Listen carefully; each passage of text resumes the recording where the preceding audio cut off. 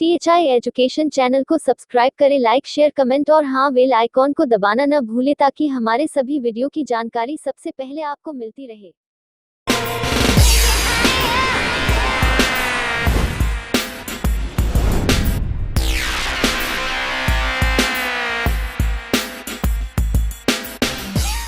Hello students, myself Naveen Verma.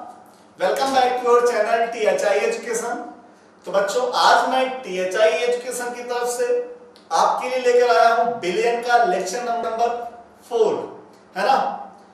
Billion के अब तक के जो भी लेक्चर हो चुके हैं बच्चों उसमें हम लोग सांद्रता के बहुत सारे पद जिसमें हम लोग मोलरता, नॉर्मलता, मोललता, मोल प्रभाज, द्रव्यमान प्रतिशत, द्रव्यमान आयतन प्रतिशत, आयतन प्रतिशत, पार्ट्स प्रति मिलियन और नॉर्मलता मोलरता में संबंध, मोललता और मोल प्रभाज में संबंध, ये सब बातें हम लोग जान चुके हैं बच्चों।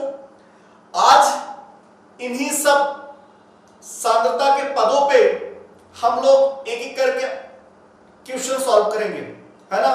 तो मुझे उम्मीद है अगर आप आज तक के लेक्चर पढ़ चुके होंगे तो आप सभी क्वेश्चन को जरूर सॉल्व कर सकेंगे, या जब मैं क्वेश्चन सॉल्व करूंगा तो आपको समझ में जरूर आएगा बच्चों।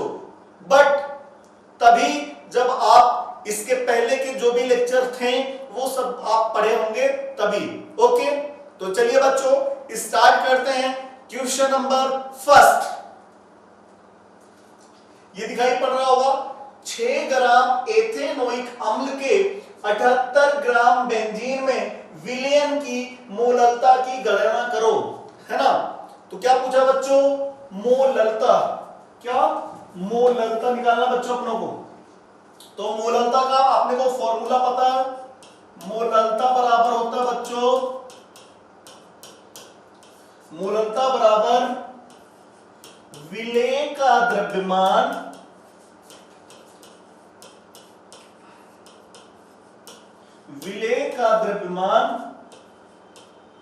बटे विलेय का अणुभार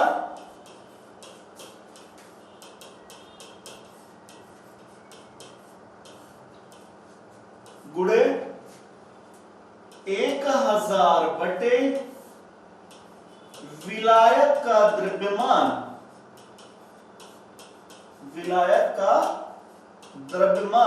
और बच्चों जो ये विलायक का द्रव्यमान है वो किसमें है, ग्राम में हम लोग लेते हैं, है ना। तो मोललता बराबर जो फॉर्मूला होता है विलेय का द्रव्यमान बटे विलेय का अणुभार गुणे 1000 बटे विलायक का द्रव्यमान, है ना। तो यहाँ पे 6 ग्राम एथेनोइक अम्ल है और 78 ग्राम बेंजीन है, दो द्रव का मिश्रण है, तो द्रव का विलयन है। तो जिसका मात्रा कम वो क्या होता है, विलेय, और जिसका मात्रा ज्यादा वो क्या होता है, विलायक। तो मोललता अपने को निकल सकती है, यहाँ पे मोललता बराबर होगा बच्चों, विलेय का द्रव्यमान कितना, 6 ग्राम, विलेय का अणुभार एथेनोइक अम्ल जो होता है बच्चों CH3COOH, कितने कार्बन है, 2 कार्बन।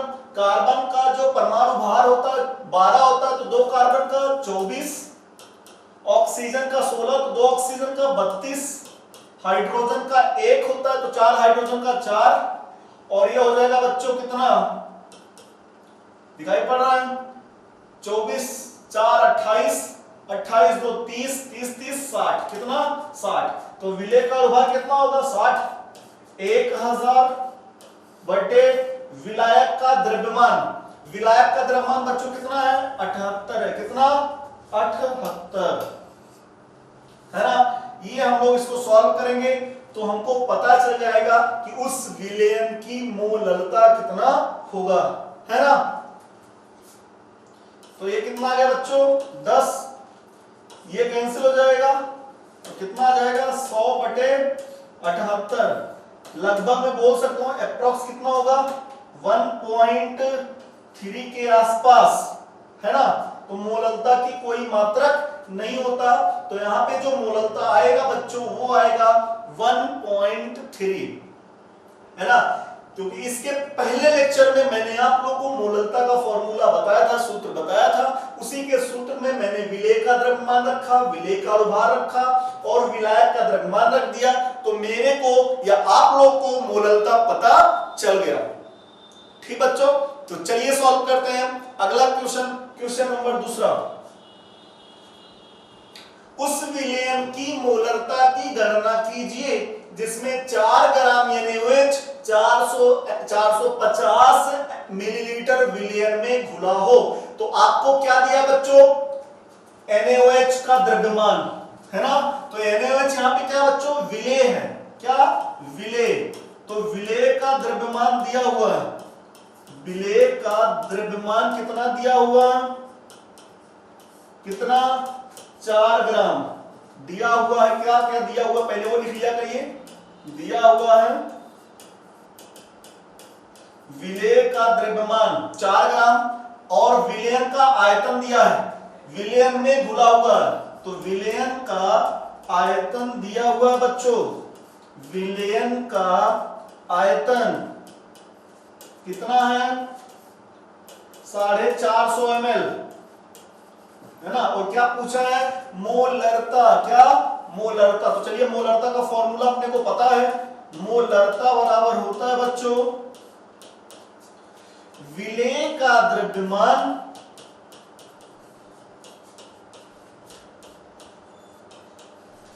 विलेय का द्रव्यमान बटे विलेय का अणुभार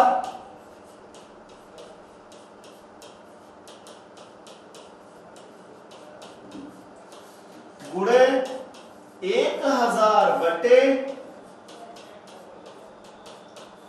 विलयन का आयतन। और ये जो विलयन का आयतन बच्चों किसमें है, मिलीलीटर में, है ना। चलिए देखिएगा, ये मोलरता को कैपिटल एम से लिखते हैं, कैपिटल एम बराबर विलेय का द्रव्यमान बच्चों कितना है, 4 ग्राम NaOH, यहाँ पे विलेय कौन बच्चों, NaOH है, तो NaOH का जो अणुभार होगा वो होगा, आप निकालेंगे सोडियम का परमाणु भार 23, ऑक्सीजन का 16 और हाइड्रोजन का 1, इसको जोड़ेंगे टोटल कितना आएगा 40, कितना 40 गुणे 1000 बटे आयतन कितना दिया बच्चों 450 ml, तो 450 से डिवाइड करूंगा, ये दिखाई पड़ रहा है कितना आया 10, है ना। और इसको सॉल्व करेंगे, यहां कितना आया 100 बटे 450, है ना। ये आ गया 10 बटे 45, 10 बटे 45, या मैं बोल सकता हूं ये अप्रोक्स आएगा बच्चों 0.2 के आसपास, 0.2 इसका मात्रक होता है, क्या मोल प्रति लीटर, है ना। इसका जो मात्रक होता है मोल प्रति लीटर होता है। तो मुझे इस क्वेश्चन में दिखाई पड़ रहा था विलेय का द्रव्यमान दिया हुआ है, विलयन का आयतन दिया हुआ है और पूछा था मोलरता। तो जो मोलरता का सूत्र होता है बच्चों विलेय का द्रव्यमान बटे विलेय का अनुभार गुणे 1000 बटे विलयन का आयतन। विलेय का द्रव्यमान 4 ग्राम दिया हुआ था, विलेय का अनुभार बच्चों 40 था, तो 40 से डिवाइड कर दिया गुणे 1000 बटे विलयन का आयतन 450 ml था। और पूरा सॉल्व करने के बाद अपन लोग को 0.2 मोल प्रति लीटर मिल रहा है, और यही क्या होगा विलयन का मोलरता होगा। ओके, तो चलिए बच्चों सॉल्व करते हैं अगला क्वेश्चन, क्वेश्चन नंबर 3। तो पहले क्वेश्चन में मैंने आप लोगों को मोलरता निकलवाया, दूसरे क्वेश्चन में आप लोगों से मैं मोलरता निकलवा दिया। अच्छा, अगर इसी में नॉर्मलता पूछता तो आप लोगों को पता है कि नॉर्मलता बराबर होता है मोलरता गुणे संयोजकता कारक, गुणे संयोजकता कारक। बताओ मोलरता कितना 0.2 और NaOH की जो संयोजकता कारक है 1OH, है ना। मैंने आप लोगों को संयुक्ता कारक निकालना सिखाया, वैलेंसी फैक्टर, तो 1, तो नॉर्मलता भी कितना होगा 0.2 होगा, है ना।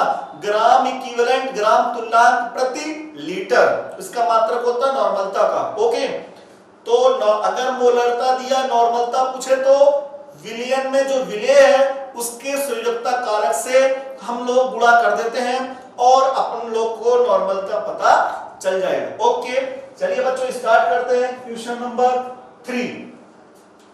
एक विलेयन में बेंजीन का 30 द्रव्यमान प्रतिशत कार्बन टेट्राक्लोराइड, कार्बन टेट्राक्लोराइड का मतलब CCl4 में घुला हुआ है। बेंजीन कार्बन टेट्राक्लोराइड में घुला है, तो बेंजीन के मोल अंश की गणना करिए, है ना। तो अगर मैं बात करूं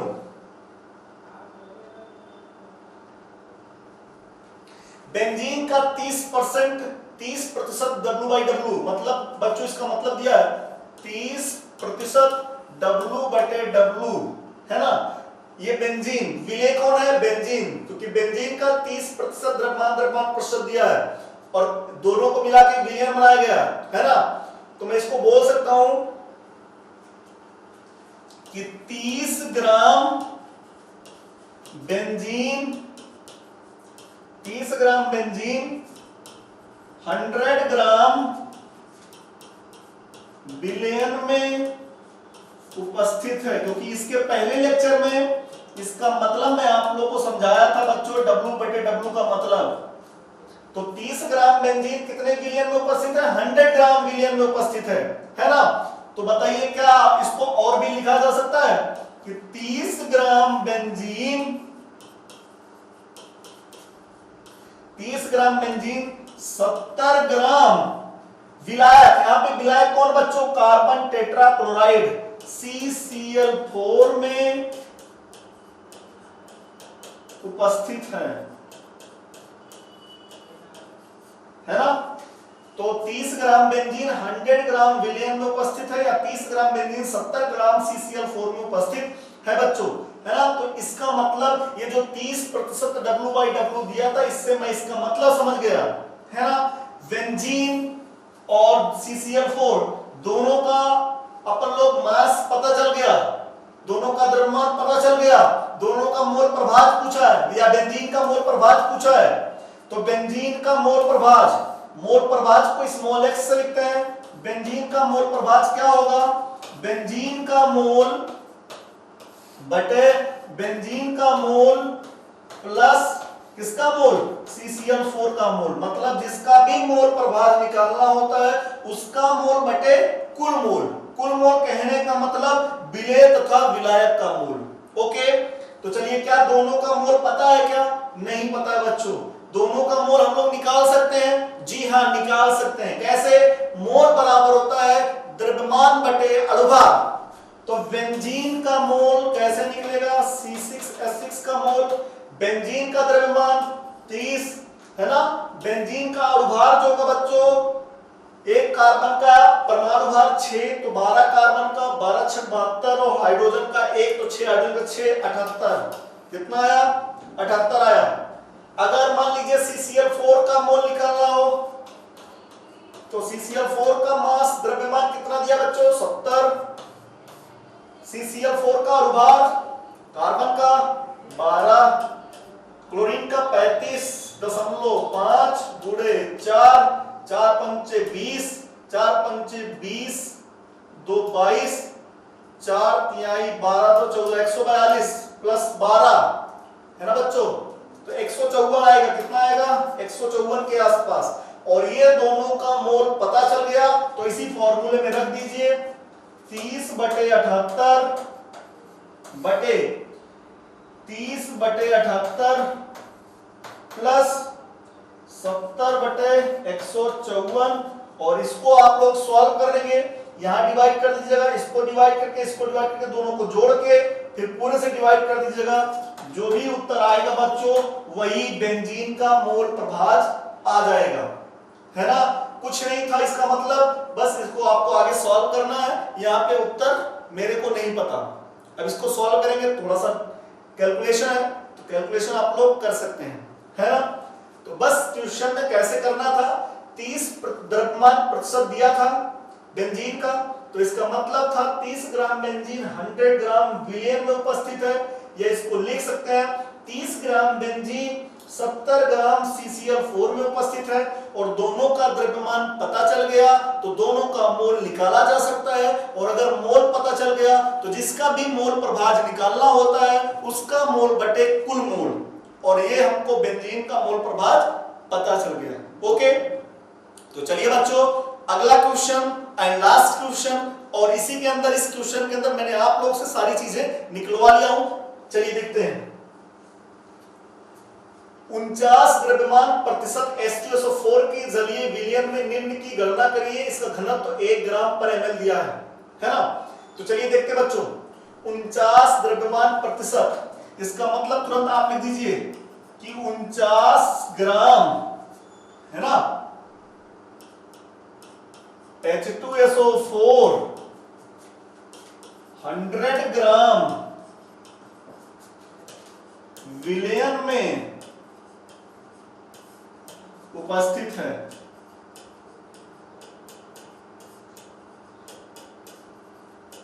इसका मतलब यही होगा कि 49 ग्राम H2SO4 100 ग्राम विलयन में उपस्थित है ना बच्चों। तो क्या इसको और भी लिखा जा सकता है? जी हां, इसको आगे ऐसे भी लिख सकते हो कि 49 ग्राम H2SO4 51 ग्राम विलायक में उपस्थित है। 51 ग्राम विलायक में उपस्थित है। विलेय का द्रव्यमान पता, विलायक का द्रव्यमान पता। पहला क्या पूछा बच्चों? मोललता।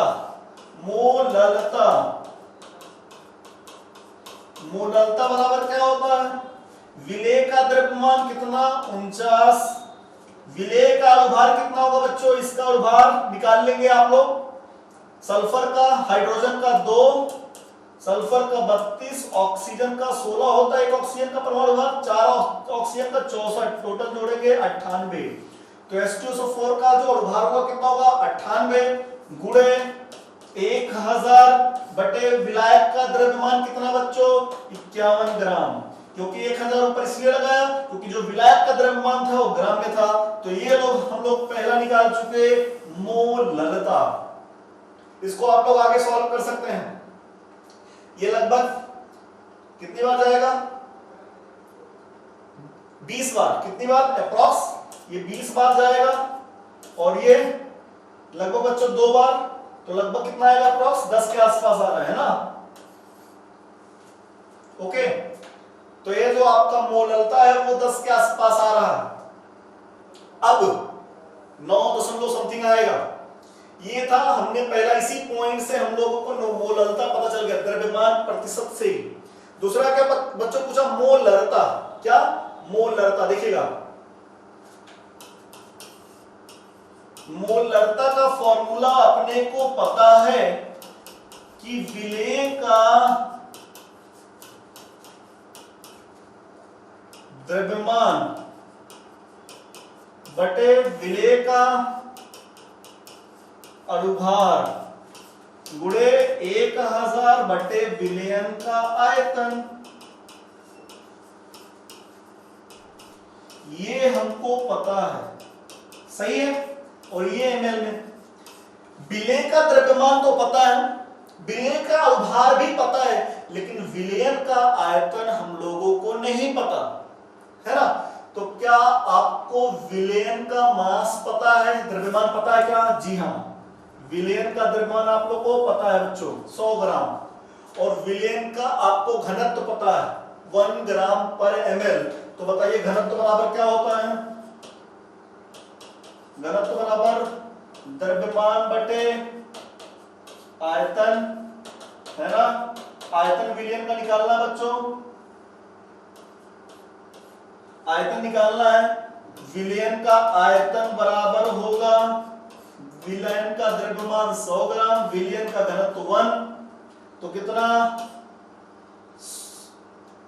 100 ml कितना आ जाएगा बच्चों 100 ml में आएगा क्योंकि द्रव्यमान दिया था और एक घनत्व दिया था द्रव्यमान प्रति ml तो द्रव्यमान से द्रव्यमान तो कट जाएगा ml बचा ml ऊपर चला जाएगा तो आयतन विलयन का कितना पता चल गया 100 ml ओके विलेय का द्रव्यमान बच्चों कितना 49 ग्राम विलेय का द्रव्यमान कितना है 49 ग्राम देखिए और विलेय का अनुभार कितना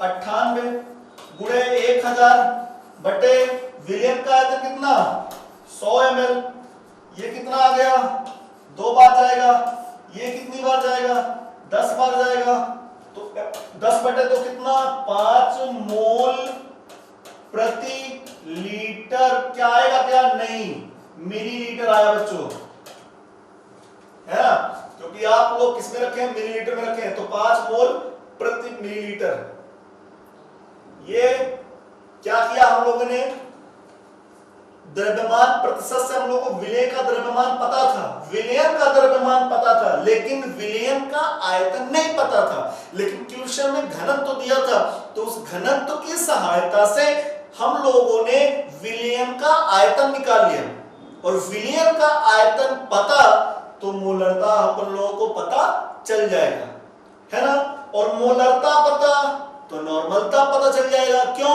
क्योंकि तीसरा पूछा है नॉर्मलता तो नॉर्मलता बराबर बच्चों होता है मोलरता गुणे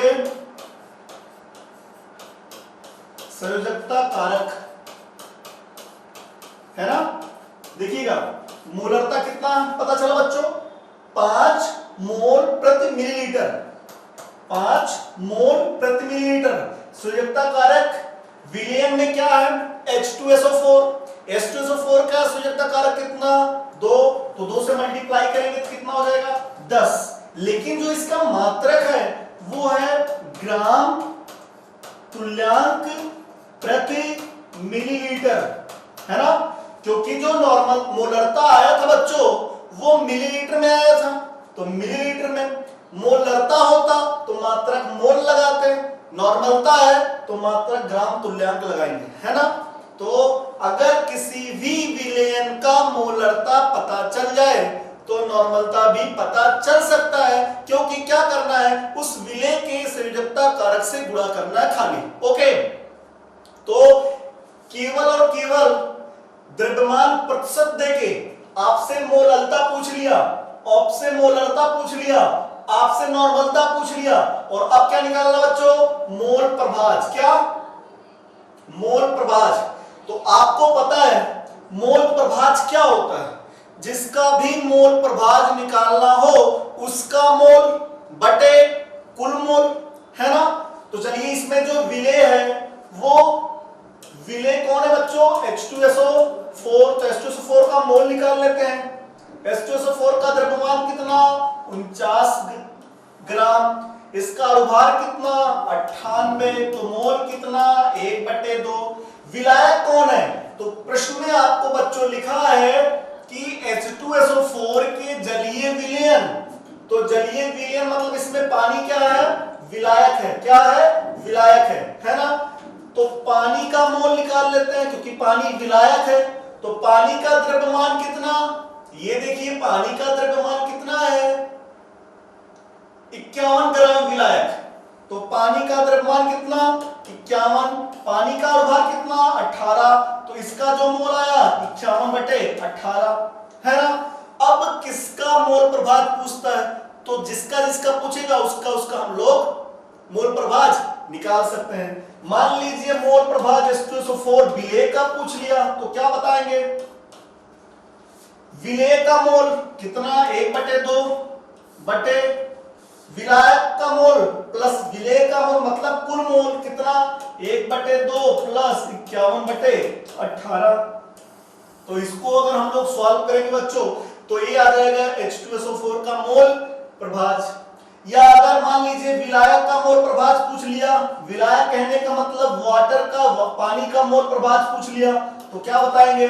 पानी का मोल बटे कुल मोल पानी का मोल कितना 51/18 बटे कुल कुल मोल कहने का मतलब पानी का मोल प्लस H2SO4 का मोल। तो ये किसका मोल प्रभाज आ गया बच्चों? पानी का मोल प्रभाज आ गया, है ना। तो जिसका मोल प्रभाज निकालना है उसका मोल बटे कुल मोल। चूंकि अपने को मोल नहीं पता था, द्रव्यमान पता था, तो अणुभार से डिवाइड करके मोल ले आया। ओके, तो ये हमको द्रव्यमान प्रतिशत देके मोललता पूछ लिया, निकाल लिए। मोलरता पूछा, वो भी निकाल लिए। मोलरता की सहायता से नॉर्मलता निकाल लिए, और नॉर्मलता ये सब पता तो मोल प्रभाज, इसी से मोल प्रभाज भी पता चल गया, है ना। और भी चीजें पूछ सकता है। द्रव्यमान प्रतिशत देके द्रव्यमान आयतन प्रतिशत भी पूछ सकता है, क्योंकि देखिए बच्चों, द्रव्यमान आयतन प्रतिशत, मान लीजिए पांचवा क्या पूछ लिया, द्रव्यमान आयतन प्रतिशत पूछ लिया, द्रव्यमान आयतन प्रतिशत पूछ लिया। तो द्रव्यमान को W/V प्रतिशत ऐसे लिखते हैं, क्या होता है? विलेय का द्रव्यमान, द्रव्यमान आयतन प्रतिशत क्या होता है? विलेय का द्रव्यमान बटे विलयन का आयतन, किसमें? मिलीलीटर में गुणे 100। बताइए विलेय का द्रव्यमान बच्चों कितना? 49 ग्राम। कितना? 49 ग्राम, है ना। विलयन का आयतन बच्चों कितना? विलयन का 100 ml, तो 100 से मल्टीप्लाई डिवाइड कर दिया, और 100 से प्रतिशत में निकालना, तो 100 से 100 कैंसिल। तो द्रव्यमान आयतन प्रतिशत कितना आया? 49%। एक बच्चा बोला सर 49 द्रव्यमान प्रतिशत भी आया और 49 आयतन प्रतिशत भी आया। बिल्कुल, हम द्रव्यमान आयतन प्रतिशत और द्रव्यमान प्रतिशत दोनों समान इसलिए आया क्योंकि यहाँ पे जो घनत्व है वो 1 ग्राम प्रति ml दिया है बच्चों, है ना। इसी की वजह से द्रव्यमान प्रतिशत इस विलयन का और द्रव्यमान आयतन प्रतिशत दोनों समान है ना। तो मुझे उम्मीद है कि इसके पहले लेक्चर में मैंने आप लोगों को सांद्रता के बहुत सारे पद पढ़ाए थे, और आज उन्हीं पदों पे हम लोग क्वेश्चन किए, है ना। और ये जितने भी क्वेश्चन थे आपको अच्छी तरीके से समझ में आया होगा। ये तभी आएगा जब इसके पहले वाले वीडियो आप लोग देखे होंगे, है ना। तो मुझे उम्मीद है ये जितने क्वेश्चन कराए गए हैं ये सारे क्वेश्चन आपको समझ में आया होगा। और अगर क्वेश्चन आपको समझ में आया है और वीडियो आपको अच्छा लगा है तो प्लीज आप हमारे चैनल को सब्सक्राइब जरूर करिए, वीडियो को शेयर करिए, लाइक कीजिए, है ना, ताकि और भी बच्चे वीडियो को जरूर देखें और भी बच्चे इसका लाभ ले सके। ओके स्टूडेंट्स, मिलेंगे अगले वीडियो में नए लेक्चर के साथ एंड नए टॉपिक के साथ। ओके।